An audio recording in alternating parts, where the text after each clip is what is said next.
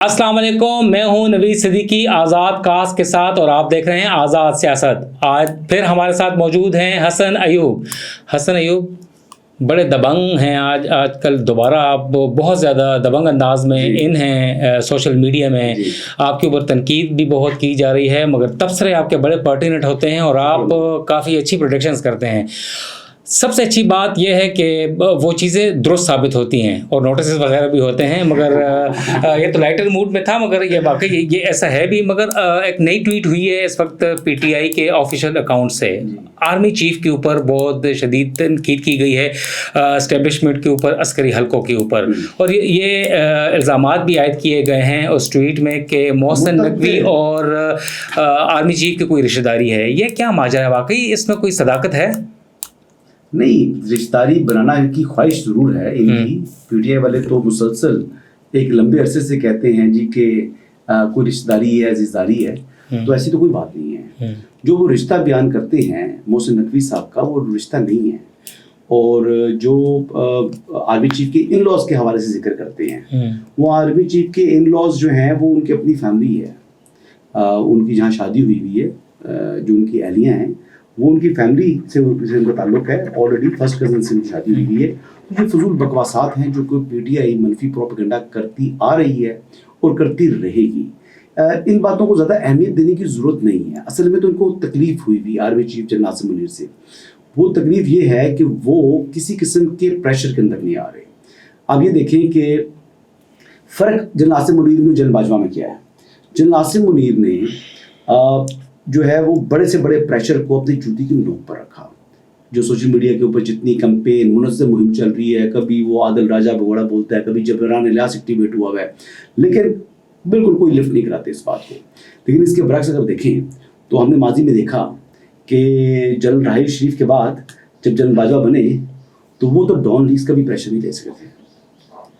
General Bajwa don lease का pressure नहीं ले सके थे, लेकिन जनरल आसिम मुनीर को ये क्रेडिट जाता है कि वो हर किस्म के प्रेशर को जो है वो बिल्कुल इग्नोर कर देते हैं। तो लिहाजा ये बिल्कुल बकवास है।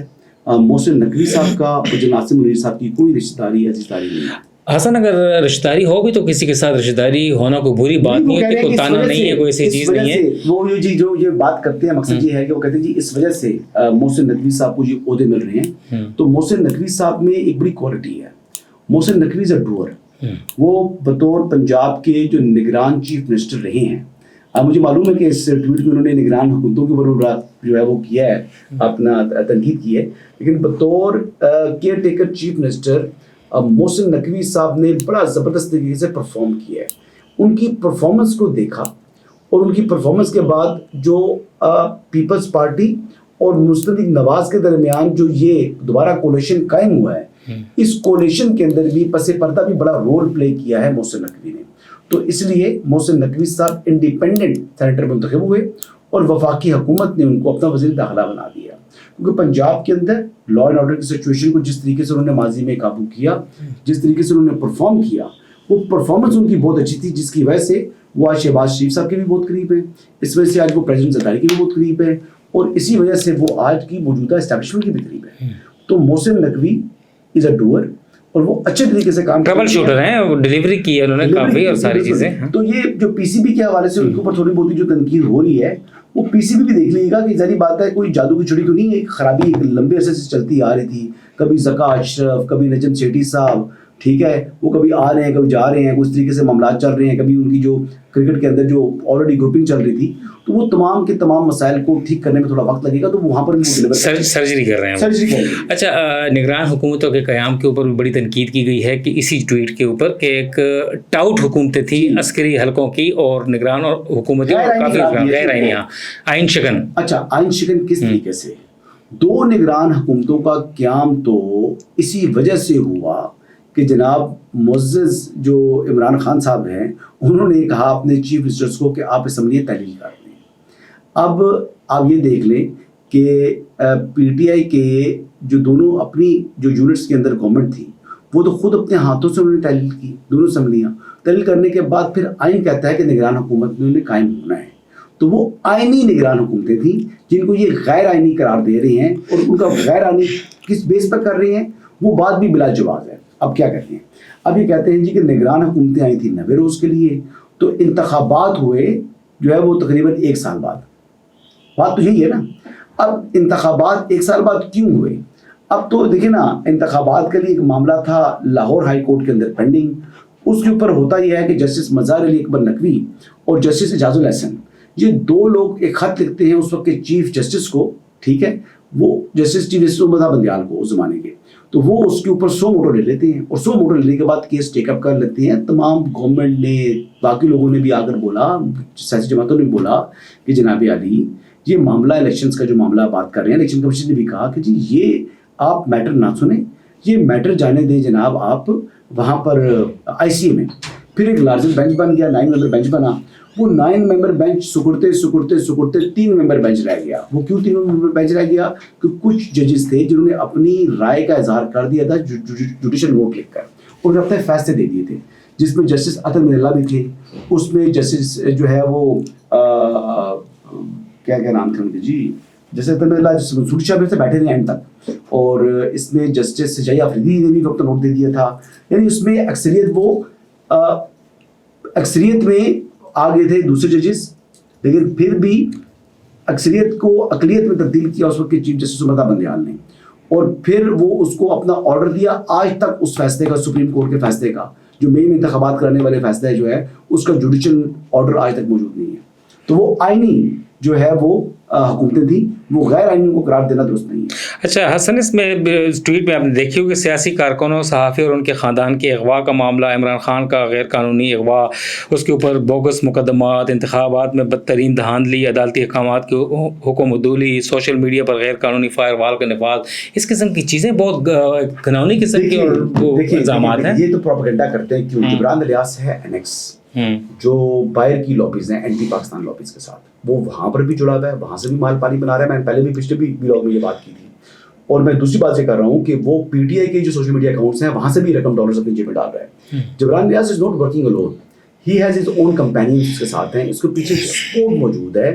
مجھے تو شبہ ہے کہ را بھی فنڈنگ نہ کر رہا اس کو، کیونکہ پاکستان کو نقصان پہنچانے کے لیے جس حد تک یہ بندہ جا رہا ہے، اور عمران خان کا آفیشیل اکاؤنٹ بھی یہی آپریٹ کرتا ہے، اور پی ٹی آئی کا آفیشیل اکاؤنٹ بھی یہی آپریٹ کرتا ہے. اور وہاں سے جو رقم آتی ہے، آپ کو پتا ہے کہ وہاں سے جو پیسے کمائے جاتے ہیں، وہ پیسے یہ اپنی جیب میں ڈال رہا ہے. اور یہاں کے جو لوگ ہیں وہ کہتے ہیں جی کہ ہمیں جو ہے وہ اس کا علم ہی نہیں ہے. یعنی یا یہاں کی جو عمر یوب وغیرہ ہو گئے یا دیگر لوگ ہو گئے، وہ اس سے ڈسٹینس کر رہے ہیں. اب وہ ڈسٹینس کرنے کی وجہ یہ ہے کہ کیونکہ یہ تو ہر روز اس قسم کے غیر آئینی قسم کے جو ہے حملے کر رہا ہے ریاست کے اوپر. آپ نام لے کر ٹارگٹ کرتے ہیں آرمی چیف کے اوپر. پھر جو فورن ڈائریکٹ انویسٹمنٹ پاکستان لانے کے لیے، کیونکہ مالی حالات پاکستان کی جو معاشی صورتحال اچھی نہیں ہے، پاکستان نے ایس آئی ایف سی کا جو ہے ایک ادارہ بنایا ہے، S I F C division بن چکی ہے اب تو. اس کے ذریعے وہ جی سی سی ممالک سے آپ لینا چاہ رہے ہیں کہ انویسٹمنٹ پاکستان میں آئے، پاکستان میں لوگوں کو روزگار کے مواقع ملے، کسی طریقے سے پاکستان پھلے پھولے. مگر ایس آئی ایف سی کے اوپر یہ بھی پچھلے دنوں عمران خان نے اپنی ایک میڈیا ٹاک میں کہا تھا کہ اس وقت عملاً ڈکٹیٹرشپ ہے اور ایس آئی ایف سی کے کنٹرول میں ہے پورا ملک، یعنی ڈکٹیٹرشپ ہے، آمیریت ہے. تو ایس آئی ایف سی کو تو کافی تنقید کا نشانہ بنا رہے ہیں، اور آپ کہہ رہے ہیں کہ واقعی ان سے انویسٹمنٹ آ رہی ہے. نہیں، انویسٹمنٹ آ رہی ہے، یہ تو تکلیف ہے. یعنی آئی ایم ایف کو خط لکھنا ان کے لیے تو سیاسی موت ہے نا عمران خان کی. عمران خان کو پاکستان میں موجودہ حکومت کے دور میں اس کو عوام کی بالکل پرواہ نہیں ہے. اگر وہ سمجھتے ہیں کہ جی پیسے اگر پاکستان کے پاس آ گئے، پاکستان معاشی مشکل سے نکل گیا، تو پھر یہ کیا چورن بیچیں گے، یہ کیا منجن بیچیں گے. یہ تو کہہ رہے تھے پاکستان ڈیفالٹ ہو گیا، پاکستان سری لنکا بن گیا، پاکستان یہ ہو گیا، پاکستان وہ ہو گیا. انہوں نے خط لکھ دی اس ٹائم کی جو ان کی پنجاب کی اور خیبر پختونخوا کی حکومتیں تھیں، انہوں نے تو خط لکھ دی کہ جناب آپ آئی ایم ایف اگر کے ساتھ جو ہمارے بہاف کے اوپر جو یہ کر رہے ہیں، ایگریمنٹس کر رہے ہیں، ہم ان کو امپلیمنٹ نہیں کریں گے. یہ بات کی تھی نا انہوں نے. تو اس کا مقدمہ کیوں نہیں چل رہا ہے ان کے اوپر؟ وہ مقدمہ تو پی ڈی ایم گورنمنٹ کو میں ہی چل جانا چاہیے تھا. لیکن اگر زیادہ بھی نہیں ہے تو پھر ابھی کم از کم جو ہے وہ مقدمے چلانے کے حوالے سے کم از کم اعلان تو کیا انہوں نے، لیکن عملی طور کے اوپر اس کو جو ہے ان کے اوپر مقدمہ بننا چاہیے.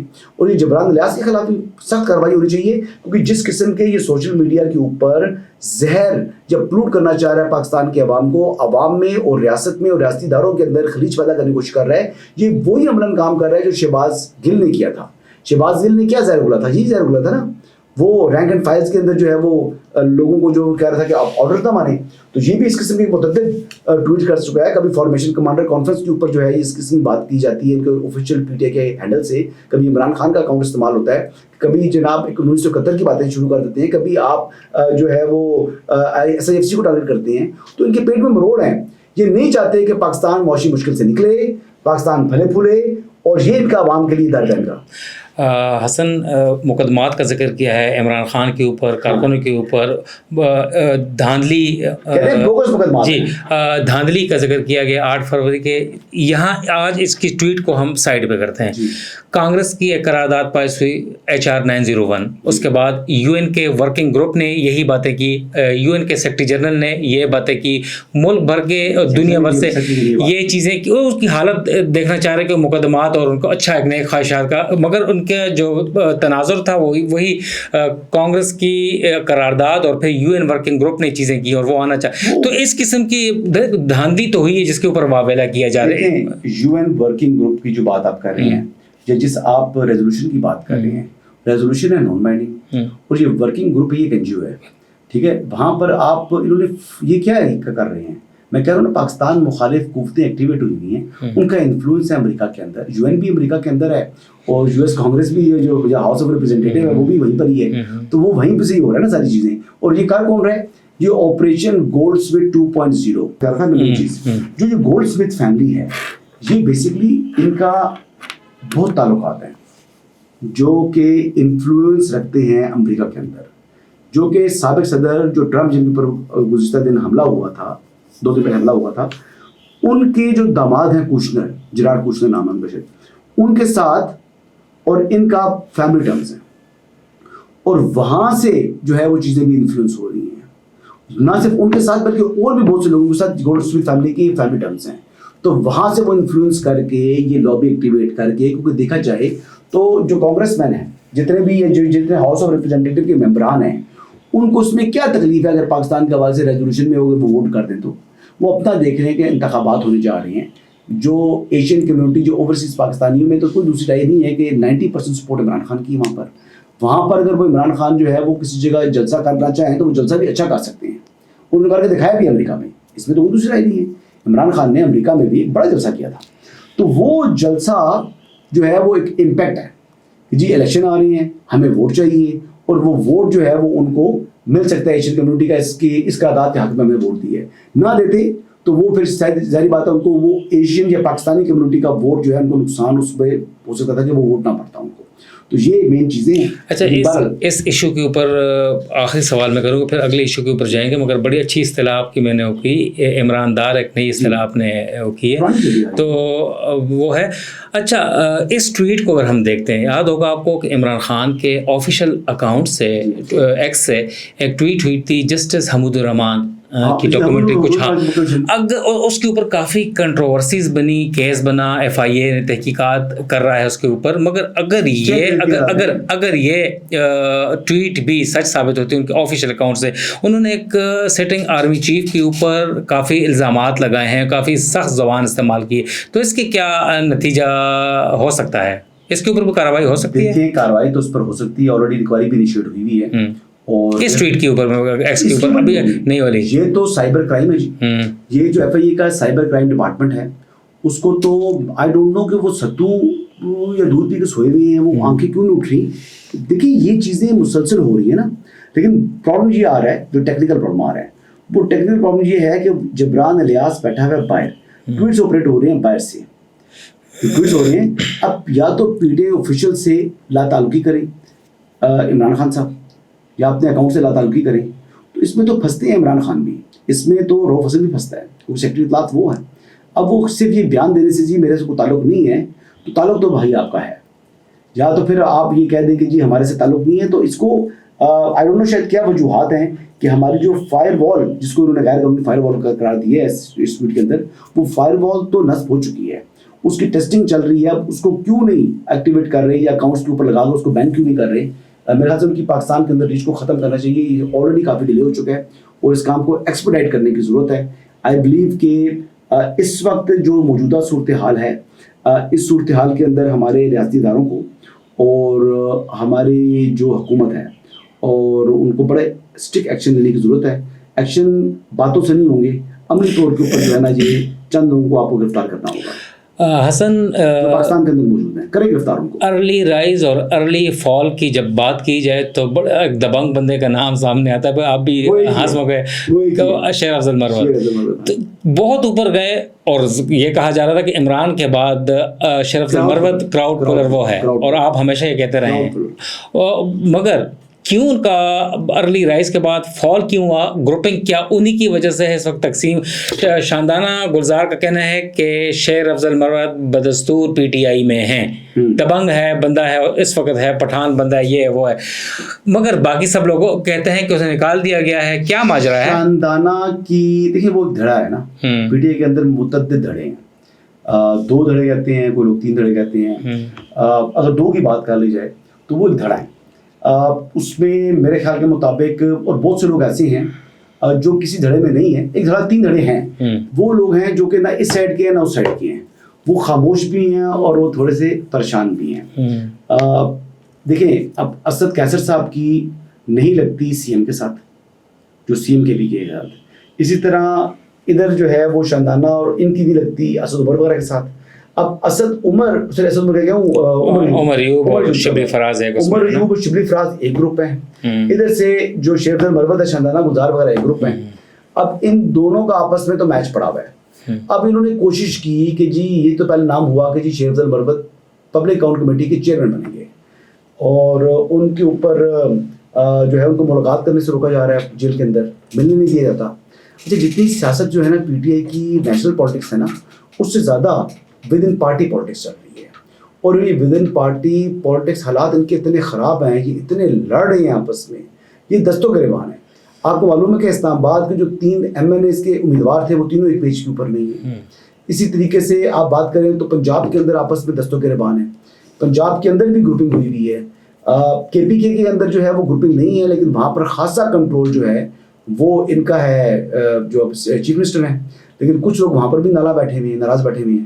اب خیبر پختونخوا کے اندر کیونکہ گورنمنٹ ہے ان کی, تو وہ اس طریقے سے اس کا اظہار نہیں کر رہے, لیکن ان کے اوپر جو قومی اسمبلی میں موجود ہیں ہمارے جو اسپیکر بھی رہے ہیں پہلے قومی اسمبلی کے, اسد کیسر صاحب, تو وہ اسد کیسر صاحب جو ہیں وہ حملے کر رہے ہیں. وہاں اسد کیسر, عاطف خان اور شہرام ترقی, وہ ایک گروپ بدستور مگر سائلنٹ ہے اس وقت, ظاہر وہ چیزیں ہیں.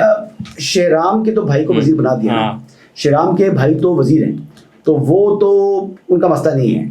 وہ شہرام سی ایم تو نہیں بنے نا, یا عاطف نہیں بنے, وہ بھی سی ایم نہ بننا الگ بات ہے, لیکن شہرام جو ہے وہ میرے خیال سے ہی از ہیپی, یہ سوابی سے جی سوابی سے بالکل.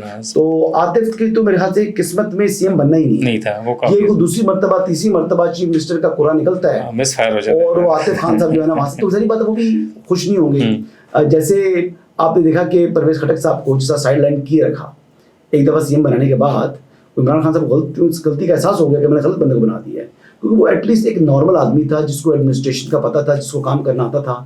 پھر دوبارہ ان کو اپنے نزدیک نہیں آنے دیا, انہوں نے ڈیفینس منسٹر بنا کر ان کو سائڈ لائن کر دیا. تو یہی چیزیں جی پی ٹی آئی کے اندر حالات بہت خراب ہیں. یہ اپنے کپڑے دھوئیں گے بیچ چوراہے کے اندر, اور آنے والے دنوں میں گروپنگ اگر مزید اس کو روکا نہ گیا جو عمران خان کی طرف سے, تو حالات خراب ہو سکتے ہیں, کچھ لوگ علیحدگی بھی اختیار کر سکتے ہیں پی ٹی آئی سے. بس آخری سوال ذرا مختصراً بتائیے گا کہ صنم جاوید کون ہے, کیوں اتنے جلدی سوشل میڈیا پہ ہے, کو بہت خاص ہے پی ٹی آئی میں, ان کا کام نہیں پتا آپ کو؟ نہیں مجھے بتائیں نا کون ہے, سچی صنم جاوید کون ہے؟ سچی ہاں سنے, کبھی لاہور کبھی اسلام آباد ڈسٹرکٹ کورٹس, کبھی بلوچستان پولیس کے حوالے آئے, ہائی کورٹ نے بھی ان کا نوٹس لیا ہے کہ ان کے اسلام آباد سے جانے کا. جا رہی تھی وہاں پر جناح چلانے کے لیے, اس کی بات کر رہے ہیں 2 مئی کی مرکزی ملزمہ ہے نا. اوکے اوکے اوکے, ابھی تو آپ کہہ رہے تھے میں نہیں جانتا, آپ کو سب کون ہے.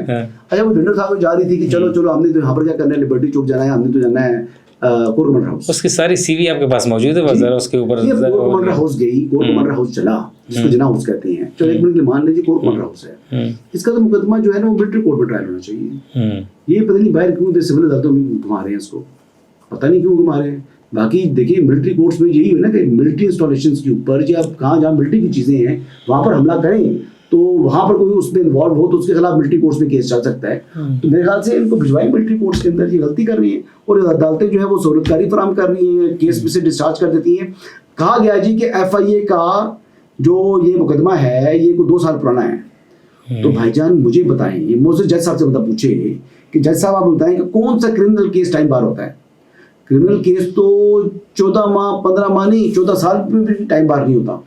زیادہ میں تو نہیں ہوتا نا کیس. ایک مرڈر ہوا ہے سپوزٹلی، ایک آدمی نے ایک مرڈر کر دیا، 10 سال پہلے مرڈر کر دیا، 10 سال بعد یہ انکشاف ہو جاتا ہے کہ اس نے مرڈر کیا ہے. آپ بتائیں کہ اس بندے کو پکڑیں گے نہیں پکڑیں گے؟ فوجداری کا ہے نا، تو دفعات ہے. اس کو بھی کرمنل کیس کے طور پر لیں اور وہ کرائم کمٹ کیا ہوا ہے اور اس کرائم کی سزا ہونی چاہیے. کوئی بندہ آئین اور قانون سے بالا تو نہیں ہے. ہاں دیکھیں ہمارے یہاں تو یہ باتیں بھی ہوئی نا کہ نئی نئی تاریخ رقم ہوتی ہے. کبھی کہتے ہیں جی کہ ہم نے بچپن سے سنا تھا پڑھا تھا کہ گزرا وقت واپس نہیں آتا، لیکن یہ مثال پاکستان کی سپریم کورٹ کے اوپر یا عدالتوں کے اوپر عائد نہیں ہوتی. انہوں نے ٹائم کو ریورس کر کے دکھایا ہے. یہ مخصوص نشستوں والے کیس میں انہوں نے کہا جی کہ اگر ایک پاسٹ اینڈ کلوز ٹرانزیکشن ہے تو تصور کیا جائے کہ وہ لوگ سنی اتحاد میں شامل ہی نہیں ہوئے. ان لوگوں کو دوبارہ 3 دن کا ویسے آئین اور قانون موقع دیتا ہے، آپ ڈیسائیڈ کریں کہ ریٹرن کینڈیڈیٹ کون سی جماعت میں کرنا چاہ رہا ہے، اس کو 3 کروڑ 15 کر دیا. تو یہ تو ایسی ایسی چیزیں ہمارے یہاں ہو رہی ہیں. لیکن صنم جاوید جو ہے وہ آپ کہہ رہے ہیں کہ خاتون ہے. رات کو میں نے دیکھا سعد رفیق صاحب کو ٹویٹ تھا پرسوں کہ صنم جاوید کو جو ہے وہ آپ کر دیں، اس کا تو قصور ہوگا لیکن اس کے بچوں کا قصور نہیں ہے. تو بیسکلی ہیومن اینگل کے اندر تو یہ بات ان کے اوپر کافی تنقید کر رہے تھے مسلم لیگ نواز والے بھی، وہ بھی مناسب نہیں ہے. انہوں نے ایک اچھے جسچر کے طور پر، ایک اچھے ذمہ دار سیاستدان کے طور پر یہ بیان دیا ہے جو کہ اس قسم کی ٹالرنس ہونی چاہیے. لیکن سعد بھائی کے ساتھ بسد احترام جو کرائم کمٹ کرے اگر اس کو سزا نہیں دیں گے تو آئندہ پھر 10 لوگوں کو اور جو ہے اس بات پر جو ہے وہ آپ سمجھیں کہ ان کو حوصلہ افزائی ہو جائے گی کہ وہ بھی یہ کر گزریں. تو ایسے نہیں ہو سکتا. بہت شکریہ حسن ایوب کے شاندار تبصرے آپ سن رہے تھے آزاد کاسٹ سے، اور نوید صدیقی کو بھی اجازت دیں. والسلام.